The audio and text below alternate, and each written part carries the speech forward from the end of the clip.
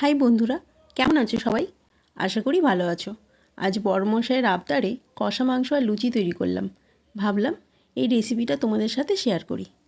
প্রথমে আলুগুলো ভেজে তুলে রাখলাম। তারপর কড়াইয়ে তেল দিয়ে গোটা গরম মশলাগুলো দিয়ে দেবো। একটু ভাজা ভাজা হয়ে এলে তারপরে এতে পেঁয়াজগুলো দিয়ে দেবো। পেঁয়াজগুলো লাল লাল করে ভাজা হয়ে যাবে। তারপর টমেটো দেবো। টমেটো দিয়ে একটু ভালো করে ভেজে নিয়ে আদা রসুন দিয়ে একটু ভালো করে ভেজে নেব।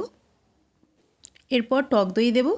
এর মধ্যে হলুদ গুঁড়ো, লঙ্কা গুঁড়ো, কাশ্মীরি লঙ্কা গুঁড়ো, চিকেন মশলা দিয়ে একটু ভালো করে ভেজে নেব যতক্ষণ না একটু তেল ছেড়ে আসে। বেশ মশলাটা ভালো মতো কষা হয়েছে। এরপর এটা মিক্সি করে নেব। আমার মিক্সি হয়ে গেছে।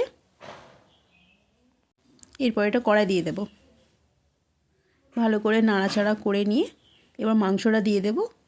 দিয়ে আবার একটু ভালো করে নেড়ে এর মধ্যে আলুটাও দিয়ে দেব। দিয়ে ভালো করে কষতে থাকবো। পরিমাণ মতো এবার নুনটাও দিয়ে দেব। দিয়ে এবার কষতে থাকবো।